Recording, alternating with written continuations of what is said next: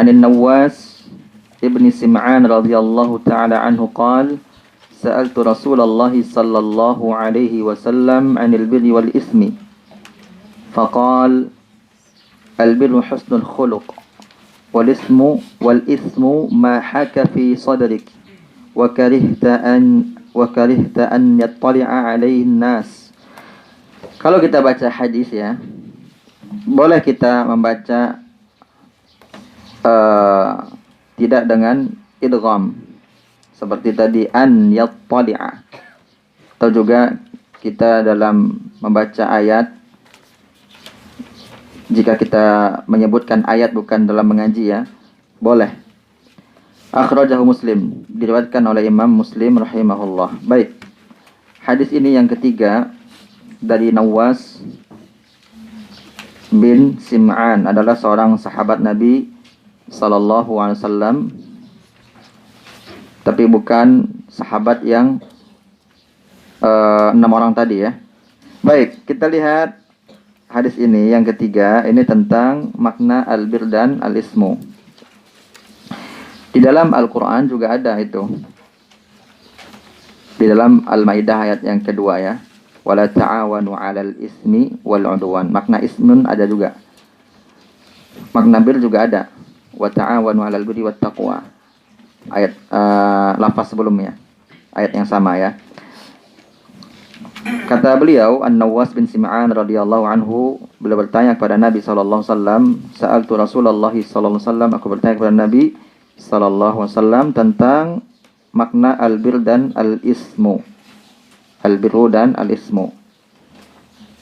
Kata Nabi sallallahu alaihi wasallam, al-birru husnul khuluq. Bir itu adalah berbuat baik, berakhlak yang baik, itu yang disebut dengan albir di sini. Dan albir itu lebih luas maknanya. Ada albir, ada albur. Apa bedanya? Yang pertama artinya husnul khuluq atau berbakti, berbuat baik. Yang kedua artinya gandum ya. Gandum. Kemudian ini juga bisa kita bilang husnul khulq, dikasrahkan lamnya juga bisa. Ada bahasa seperti itu dalam bahasa Arab, tapi yang masyhur husnul khuluq. Albir jika dia tidak bergandengan dengan takwa, sebagaimana di dalam ayat kedua dari surah Al-Maidah tadi, jika dia tidak bergandengan dengan takwa, maka albir itu juga bermakna takwa. Tapi jika dia bergandengan dengan takwa, albir itu kepada manusia, takwa kepada Allah. Ta'awanu wa ta'awanu 'alal birri wat taqwa, ya kan? Bertolong menolonglah dalam perbuatan, dalam ketakwaan dan kebaikan. Ketakwaan di situ kepada Allah, kebaikan kepada manusia. Jadi antara at-taqwa dengan albir seperti al-Islam dengan al-iman. Dia kalau bertemu ingin berpisah. Jika dia berpisah ingin bertemu. Maksudnya apa? Al-Islam dan iman itu kalau dia bergandengan, disebut secara bergandengan, beriringan, Islam dan iman. Islam itu bukan iman, iman bukan Islam. Islam itu amalan nyata, iman itu amalan batin, amalan hati. Itu iman, keyakinan. Tapi kalau dia pisah, Islam itu ya iman, iman itu ya Islam. Sama juga dengan fakir dan miskin. Jika dia bergandengan, yang fakir bukan miskin, miskin juga bukan fakir. Tapi jika dia berpisah, fakir itu miskin, miskin itu fakir. Sama juga dengan albir dan at-taqwa. Allah Ta'ala mengatakan tadi di dalam surah Al-Maidah ayat yang kedua. Dan albir di sini adalah lebih umum. Husnul khuluq. Baik itu ma'allah wa ma'al makhluk. Baik itu ma'an nas ataupun ma'a rabbin nas. Ya. Dan akhlak yang paling tinggi kepada siapa? Kepada Allah. Ya. Kepada siapa? Allah. Orang jika baik akhlaknya kepada Allah, baik kepada manusia, maka kita bisa membantah perkataan orang, menanggapi lah ya, membantah terlalu ekstrim bahasanya, menanggapi perkataan orang ya yang mengatakan bahwa dia itu hablum minallah yang baik, hablum minannasnya buruk. Kita tanggapi, nggak mungkin itu. Nggak mungkin ada orang hablum minallah yang baik, hablum minannasnya buruk, nggak mungkin. Kalau hablum minannasnya buruk, pertanda hablum minallahnya juga buruk. Karena seseorang itu kalau ingin baik hubungannya dengan manusia, perbaiki hubungan dia dengan Allah. Pengen baik hubungan kita dengan teman kita, perbaiki hubungan kita dengan Allah. Ingin baik hubungan kita dengan guru kita, tetangga kita, kerabat kita, orang tua kita, kuncinya satu, perbaiki dulu hubungan kita dengan Allah. Allah nanti yang memperbaiki hubungan kita dengan yang lain. Walaupun pasti kita nanti akan punya musuh mungkin. Yang dia musuhi kan kebenaran yang ada pada kita gitu.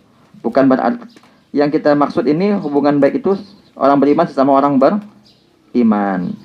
Karena boleh jadi kalau kita sudah baik hubungan dengan Allah, boleh jadi tetap ada kita punya musuh. Sebagaimana Nabi SAW. Bukan berarti kalau kita sudah baik hubungan dengan Allah, tiba-tiba orang kafir pun sama kita baik gitu. Tentu tidak. Yang kita maksud adalah orang-orang beriman. Maka kalau ada orang yang baik akidahnya, pasti baik akhlaknya. Pasti baik akhlaknya. Pasti itu. Walaupun dia belum khatam membaca kitab tauhid. Tapi kalau dia bilang saya ini paham dengan akidah, sudah khatam baca kitab tauhid, sudah bahas kitab-kitab akidah zaman dahulu, Syarhus Sunnah misalnya, kemudian buku-buku akidah yang lain, tapi dia kasar kepada manusia, ya kan? Berarti dia tidak baik akidahnya. Karena apa kata Nabi kita sallallahu alaihi wasallam? Mana dalil tegasnya? Nabi mengatakan akmalul mu'minina imanan ahsanuhum khuluqa. Hadis Bukhari. Orang beriman yang paling sempurna imannya. Iman itu apa? Akidah, keyakinan. Maka adalah orang yang paling baik akhlaknya. Yang paling baik akhlaknya. Jadi kalau jika kita ingin baik adab kita, kuncinya apa? Perbaiki akidah kita, perbaiki hubungan kita dengan Allah Subhanahu wa ta'ala. Qalbun salim. Qalbun salim itu tidak punya syirik di hati, tidak ada bid'ah di hati, dan tidak ada maksiat kepada Allah. Fahim Tom? Masya Allah. Itu albir ya. Kemudian wal ismu, dosa. Jamaknya asam. Ya, asam. Ismun itu persamaannya zambun. Zambun jamaknya apa? Dzunub. Ismun itu artinya kata Nabi kita sallallahu alaihi wasallam, mahaka fi sadrik. Apa saja yang membuat kita tidak nyaman di hati. Makanya orang berbuat dosa itu tidak nyaman.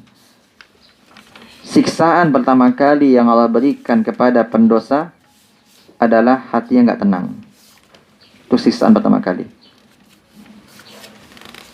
Orang kalau berbuat dosa, tapi kalau dia tenang berbuat dosa, maka hatinya sudah mati.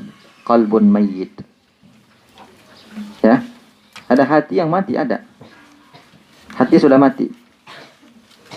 Itu jika dia berbuat dosa, biasa aja. Makanya kita kasih contoh ya. Ada orang dahulu ada sering orang cerita ya. Sering orang cerita. Dulu ketika belum ngaji, belum belajar agama, itu biasa aja bicara sama perempuan, ya kan? Bercanda sama perempuan itu biasa. Kenapa? Karena dosa itu jika sudah terbiasa, dia akan menjadi biasa. Dosa jika sudah terbiasa dilakukan, dia menjadi biasa. Salaman kan biasa.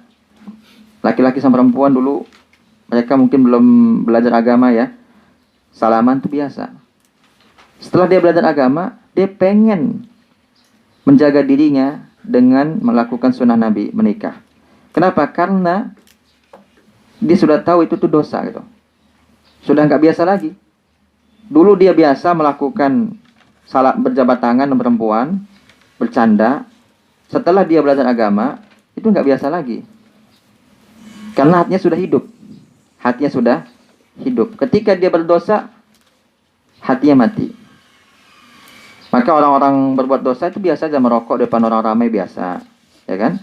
Orang kalau sudah mati hatinya mengucapkan kata kotor itu biasa. Tapi kalau masih hidup hatinya dia nggak nyaman gitu. Dia tidak nyaman hatinya. Jadi dosa itu adalah kita bisa tanya sama naluri kita. Ini dosa atau enggak? Kalau naluri kita, hati kecil kita masih hidup, bisa kita tanya. Tapi kayak Fir'aun dia nggak punya hati lagi. Itu contoh-contoh orang nggak punya hati. Nggak punya hati lagi. Walaupun sudah berbagai cara dilakukan oleh Nabi Musa alaihissalam dan Nabi Harun alaihissalam, tapi hati sudah mati, nggak bisa. Kemudian dosa itu ciri-cirinya ada dua di sini ciri-cirinya ya. Pertama, hati kita nggak tenang, nggak nyaman.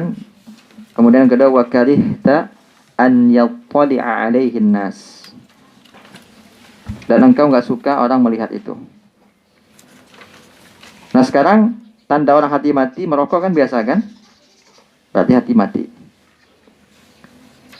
Mungkin bisa jadi karena karena bagi dia dosa itu memang dosa rokok itu kecil. Padahal dia besar. Dan memang benar orang merokok ya, atau orang nggak pakai jilbab, dosa besar atau kecil itu? Besar itu. Nggak pakai jilbab. Tapi kan biasa dia. Nggak malu kan? Nggak malu. Hati sudah mati. Tapi kalau dia hatinya hidup, masih hidup hatinya, masih belum tertutup, masih belum ada ghita, ya, maka dia malu.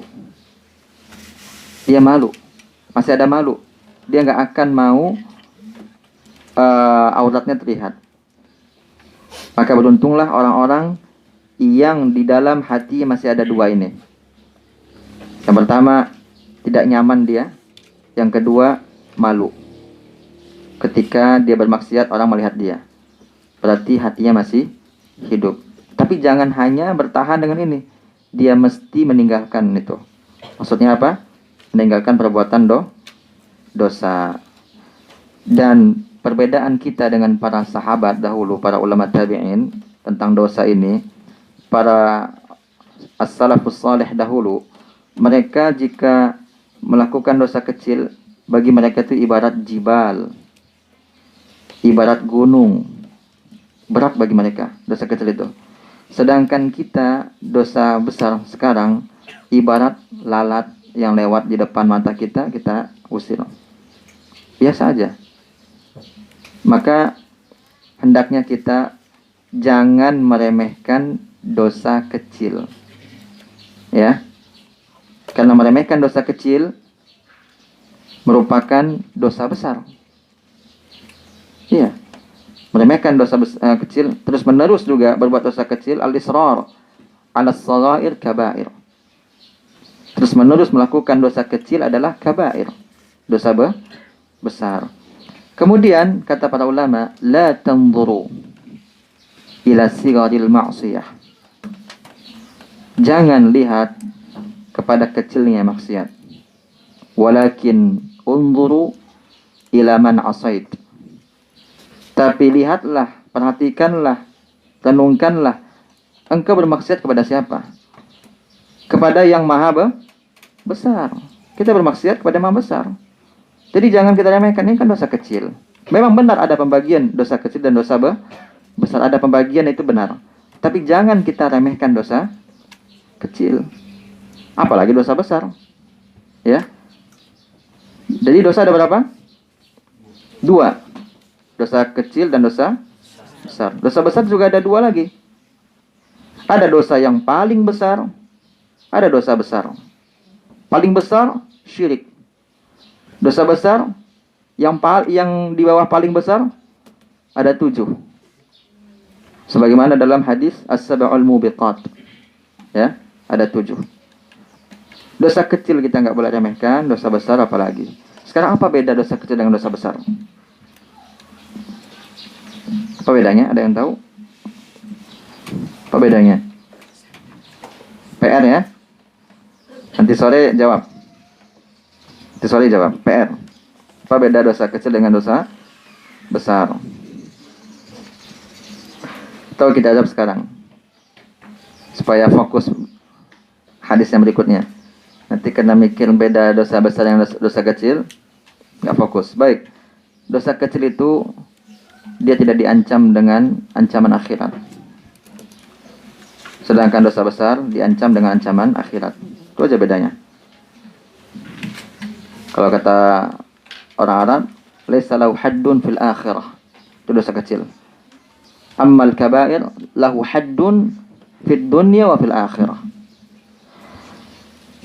Itu hadis nomor 3. Diriwayatkan oleh Imam Muslim. Kesimpulannya, di sini Nabi kita SAW mendefinisikan antara albir dengan al-ismu.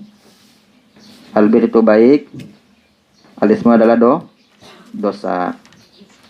Dan dosa itu bisa kita lihat dari 2 hal. Yang pertama, apakah tenang hati kita melakukan perbuatan itu? Yang kedua, apakah kita malu? Malu dengan segan beda ya. Malu dengan segan berbeda. Malu itu mendatangkan kebaikan. Malu itu mendatangkan kebaikan. Kemudian tentang husnul khuluq. Tadi albir diterjemahkan, ditafsirkan dengan husnul khuluq. Sekarang husnul khuluq kita tafsirkan lagi. Husnul khuluq itu kata Abdullah ibn Mubarak itu ada 3. Yang pertama, talaqatul wajh. Kepada orang yang kita temui, apa itu talaqah? Lepas. Talaqah itu lepas. Wajh itu wajah. Wajah lepas kepada orang, maksudnya berseri-seri. Ya.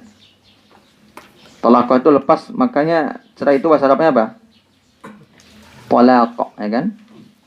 Orang kita bilang talak. Ada di dalam bahasa Indonesia ada talak, ada tolak, ya kan?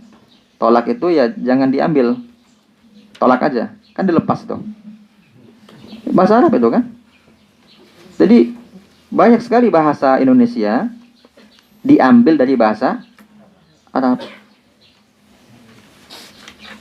Di mana pernah rasanya kita sampaikan MPR itu bahasa Arab itu. DPR bahasa Arab. Majelis Permusyawaratan Rakyat itu bahasa Arab semua. Majelis Musyawarah Ra'iyah bahasa Arab. Dewan Perwakilan Rakyat. Itu saja yang sudah politik itu bahasa Arab. Siasat bahasa Arab, siasah ya kan. Termasuk tadi tolak dan talak. Nah, sekarang kata Abdullah ibn Mubarak rahimahullah apa? Tadi husnul khuluq adalah talaqatul wajh. Kemudian wabadzul ma'ruf. Mencurahkan segala hal yang baik-baik, ya. Kemudian yang ketiga, waqaful adza. Mencegah dari perbuatan tidak baik. Jadi 3 itu ciri-ciri akhlak yang baik. Kalau terkumpul pada kita 3 hal ini, maka insya Allah kita adalah orang yang berakhlak dengan akhlak yang baik. Perkataan siapa itu? Abdullah ibnul Mubarak rahimahullah.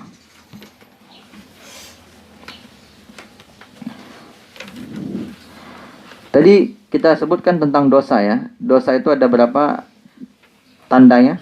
Seseorang itu punya dosa 2 ya. Nggak nyaman kan?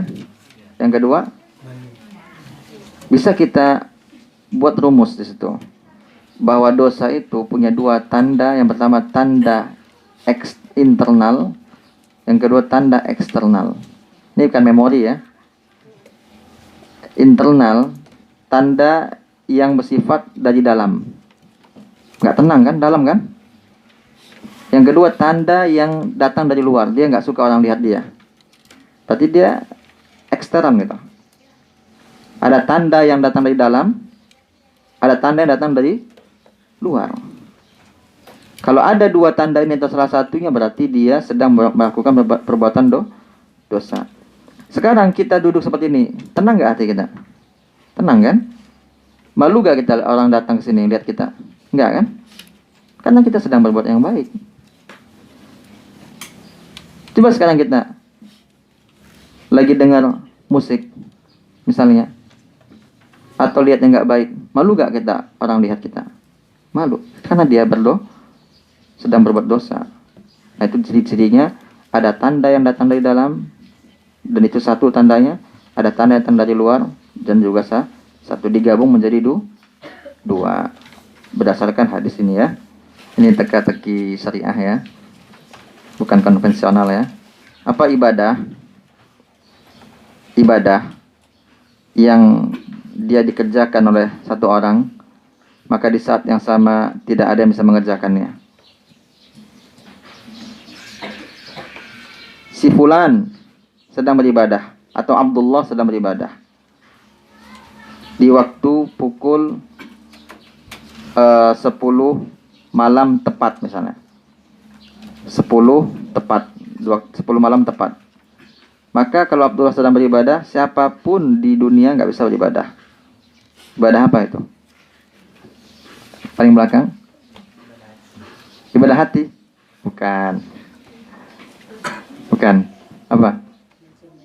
Barakallahu fiik, ada hadiah nanti. Siapa namanya? Abdullah. Insyaallah. Mencium hajar aswad. Kalau kita sedang mencium hajar aswad, apakah bisa orang cium hajar aswad?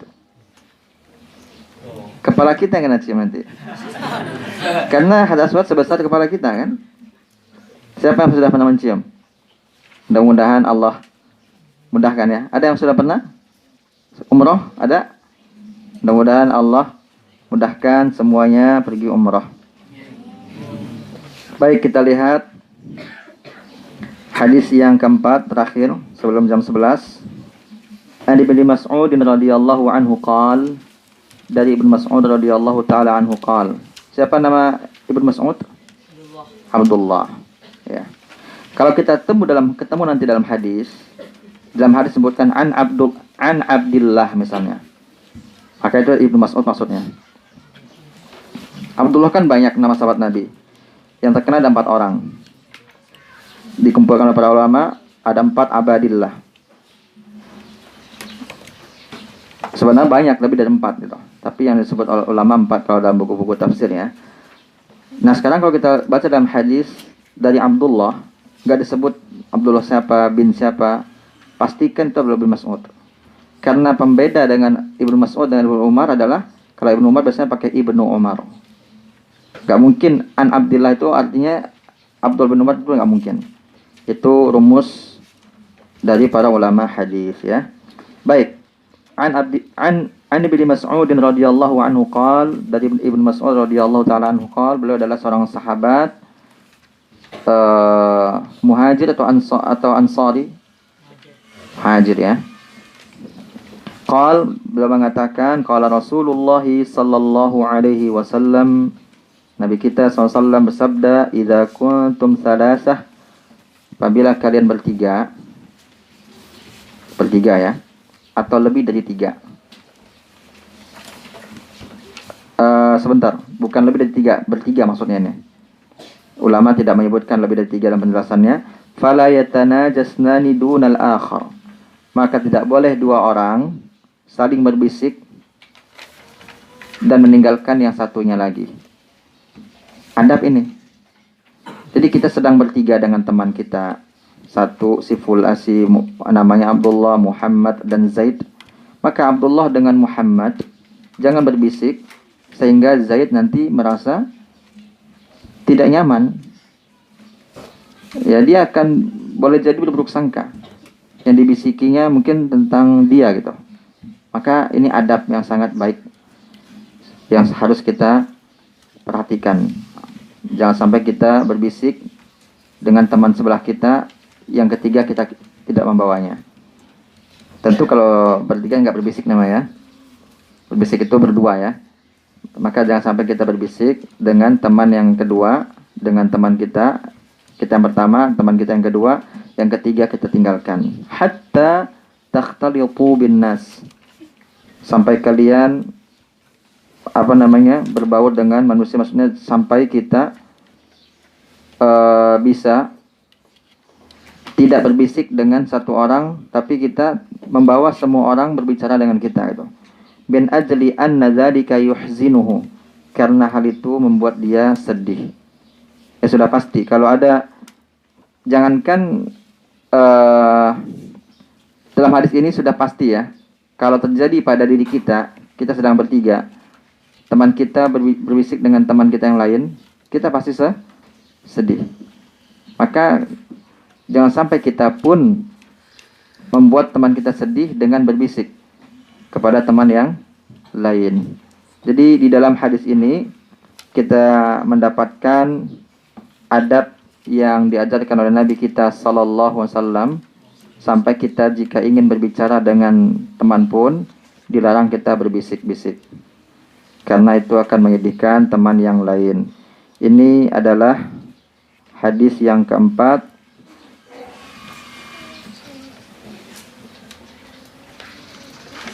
Di dalam hadis ini kesimpulannya adalah bahwa haram menyakiti perasaan orang, dan boleh berbisik jika minta izin dan diizinkan oleh teman yang ketiga. Dua ini kesimpulannya ya. Jadi boleh kita berbisik kepada teman jika dapat izin dari yang ketiga dan yakin dia nggak sedih. Tapi kalau seandainya nggak dapat izin, atau dia izin tapi kelihatannya dia masih sedih, terpaksa, maka kita tetap tidak boleh berbisik dengan teman kita. Karena hukum asalnya memang tidak berbisik. Hukum asalnya kita tidak berbisik dengan teman kita dan meninggalkan yang lain. Di dalam hadis-hadis yang sudah kita baca tadi, para santri yang dimuliakan Allah Subhanahu wa taala, yang pertama hadis tentang hak seorang muslim, kemudian yang kedua tentang bersyukur, yang ketiga tentang bir dan dosa, dan yang keempat, yang terakhir ini tentang berbisik. Ini semua hadis ini mengajarkan kepada kita agar kita menjaga adab kepada makhluk Allah. Kepada siapa? Kepada makhluk Allah. Kalau kita ingin melihat adab yang begitu banyak ya, bagaimana kepada makhluk Allah, kita buka surat Al-A'raf ayat 199 ya. Itu ayat itu mengumpulkan ribuan atau ratusan adab dalam Islam. Allah hanya menyebut 3, tapi dari 3 itu keluar semua adab yang baik-baik yang diperintahkan kita mengerjakannya. Maka kata Allah Ta'ala, khudil afwa wa'mur bil urfi wa'arid anil jahilin. Ini adab, kata Syekh Abdul Rahman As-Sa'di. Beliau punya tafsir apa namanya? Itu As-Sa'di, ringkasan nama populernya, namanya apa? Disarankan kepada para siswa dan siswi, kalau ingin baca buku tafsir, baca buku itu ya. Bukan Ibnu Katsir. Ibnu Katsir itu bacaan orang yang sudah paham dengan ilmu hadis. Ya, atau itu bacaan rujukan saja, bukan bacaan harian. Bacaan rujukan boleh Ibnu Katsir. Tapi bacaan harian fokus Ibnu Katsir itu salah. Sedangkan dia belum memahami tafsir yang dasar seperti Al-Jalalain. Pun kalau ingin membaca Al-Jalalain, mesti ada yang membimbing. Al-Jalalain itu bagus memang, tapi dia di dalamnya ada takwil. dalam akidah ya. Dan tetap kita menghormati, memuliakan Al-Imam Jalaluddin Al-Mahalli dan Jalaluddin As-Suyuti rahimahumullah. Nah sekarang kalau kita mau baca buku tafsir, yang paling bagus itu tafsir Taisiru Al-Karimi Rahman fi Kalamil Mannan. Mereka itu adalah tafsir As-Sa'di ya.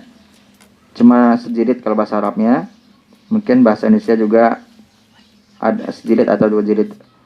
Jadi bagus dibaca. Tadi kata Imam Syekh Abdul Rahman As-Sa'di rahimahullah beliau mengatakan bahwa ayat ini kata beliau mengumpulkan semua kebaikan, jima'ul khair. Hadhil ayah kata beliau tajma'u jima'al khairi, mengumpulkan semua kebaikan. Kata Syekh Abdul Rahman As-Sa'di. Jadi kita mesti berakhlak dengan akhlak yang baik. Minimal 4 hadis tadi kita amalkan ya dalam kehidupan kita. Dan nanti akan kita tambah hadis-hadis yang berikutnya.